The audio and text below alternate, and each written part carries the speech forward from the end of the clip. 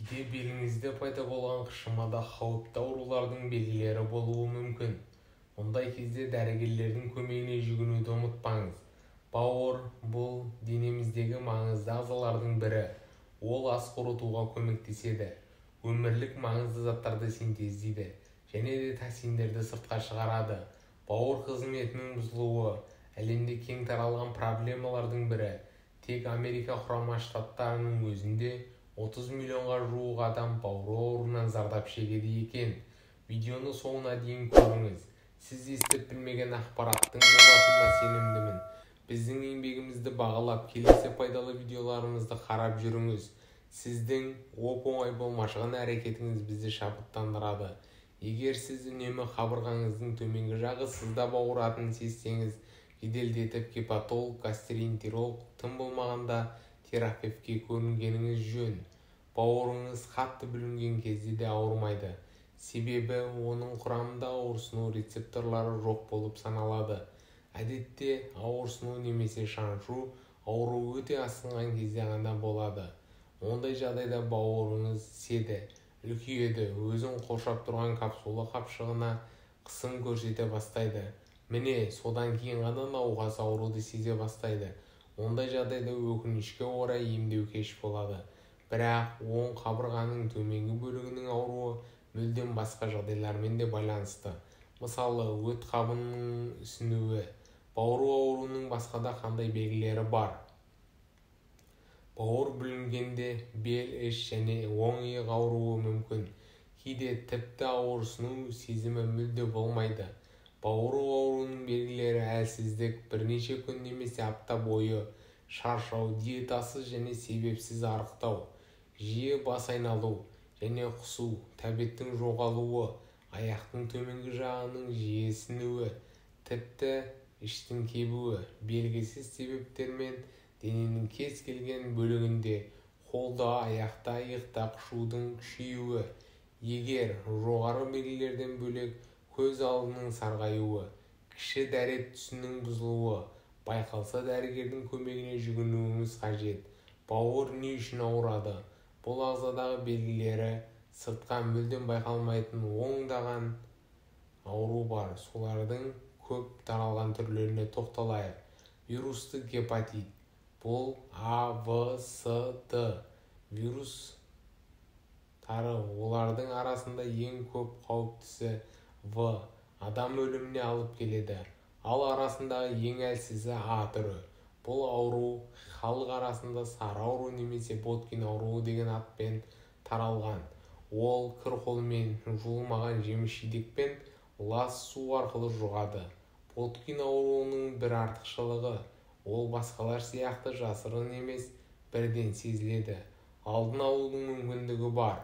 А вирусын емдеуге болады және де емделгеннен кейін бауырдың белгілері қалмайды. Ал А, В, С немесе Д вирустарын анықтау және емдеу ұзақ уақытты талап етеді. Бұл вирустардың әрқайсысы циррозға, бауыр жеткіліксіздігіне немесе тіпті бауыр қатерлі ісігіне дейін апаруы мүмкін. Алкогольді гепатит бауырдың қабынуының тағы бір түрі. Вирус емес алкоголь.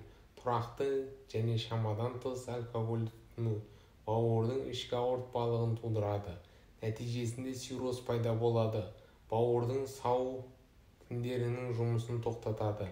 Гепатиттің басқа түрлері: алкогольден басқа есірткіні асыра пайдалану немесе ауыр металдармен улану да бауыр ауруларына себеп болады. Бұл жағдайлар метоктоппен немесе токсикалық гепатит ретінде белгілі. Егер иммундық жүйе бұзылып, бауыр клеткаларына шабуыл жасаса, ол аутоиммундық типте пайда болуы мүмкін. Май алмасудың бұзылуы. Жасушада май жиналған кезде ауру дами бастайды. Бұл олардың жұмысына кедергі жасайды. Жасушалар өле бастап, бауыр өзінің қызметін жасауды тоқтатады. Майлы гепатоз шағын қолайсыздықты тоқтатады, бірақ айқын симптомдар жоқ. Жүрек айну, іштің кебуі, ас қорытудың бұзылуы, дәреттің қиындығы, жоғары дене қызуы байқалуы мүмкін. Бауырға сары ауру немесе күйік дәмі айқынырақ көрсетілуі мүмкін. Ісіктер. Бауыр ісіктері қатерлі және қатерсіз болып бөлінеді. Қатерсіз ісіктер айтарлықтай жиі кездеседі. Сізге басқа анализдер қажет болуы мүмкін. Мысалы, МРТ, биопсия, бауырдың кіші ұлпаларын зертханада тексеру, кейде өмір салтын өзгерту, бауырды қалпына келтіруге жеткілікті. Артық салмақтан арылу, алкогольден бас тарту, майлы тағамдардан бас тартып, дәрігер берілген тағамдарды тұтыну. Бауырыңызды мына шөптермен емдеңіз. Шөппен шаю әдісі. Бауырды өз бетімен тазартуда емдік шөптермен шаюға болады. Оны қалай қолдану керек екенін дәрігер анықтап беріп, ем барысын бақылап отырса тіптен жақсы. Өйткені олардың да ағзаға ерекшелігіне қарай әсер беретіні болады. Сондықтан дәрігер қолдану мөлшерін анықтап берсе қадағалап отырғаны өте жөн. Ал енді бауырды тазалауда сізге мынадай шөптер көмекші бола алады.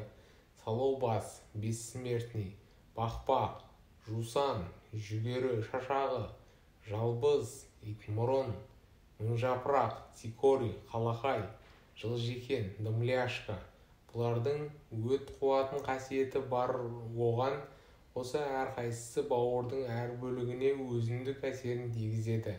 Сондықтан оларды кезегімен немесе бәрінен араласқан тұнба жасап қолдануға болады. Сонда бауыр толық әрі жан-жақты тазаланады. Бессмертный бұлардың ішіндегі ең мықтысы болып саналады. Дәрілік былай әзірлейді. Ыдысқа әр шөптен кептірілген уақталған 2-3 ас қасықтан салып араластырады. Сосын термосқа 3-4 ас қасық салып, үстінен жарты литр су қайнаған құяды. Бұл 1 күндік мөлшер. Керек уақытында сүзіп құйып алып, ішіп тұрыңыз. Ішу тәртібі мынадай. Таңертең жылы күйде 1 стакан, екіншісін ұйқыға жатар алдында ішіңіз. Осы әдіспен 1 ай бойы әзірлеп ішіп тұрыңыз. Бұл шөптерді бәрін қоспай әрқайсысын жеке-жеке ішуге болады. Бірақ кезегімен ішіңіз. Қайсысы жақсырақ әсер етіп жатқанын аңғарып ой түйіңіз. Осы дәрмекті қолданғанда сіз әр күн сайын әжетханаға барасыз. Сонда ішіңізден қажетсіз зат пен қақтың түрі шығады. Ал егер ішіңіз сұйылып кетсе, онда дозаны көбейте беріңіз. Егер шөп шайды ащы деп жаратпасаңыз, онда оған 1 шай қасық бал қосыңыз. Әйтеуір қант қоса көрмеңіз. Бауырды бұлай тазартуда жоғарыда көрсетілгендей 1 ай бойы жүргізсеңіз, сосын үзіліс жасайсыз. Тазарту жылына 1-2 мәртеден аспағаны дұрыс. Зәйтүн майы жәрдемші. Бауырды зәйтүн майы қолданып тазартуға да болады. Өйткені ол ең күшті өт қуушы өнім. Күніне 1 ас қасық зәйтүн майын ішіп тұрса өт көп бөлінеді. Майлар ыдырап, ішек жұмысы жақсарады. Өт бауырда өт қабында іркелген қақты өзіне тартып, ағзадан табиғи жолмен шығарады. Бұл майдың экстравижи деп аталатын сұрыбы пайдалырақ, өйткені ол термиялық әрекетсіз таза сызғынды күйінде пайдаланады.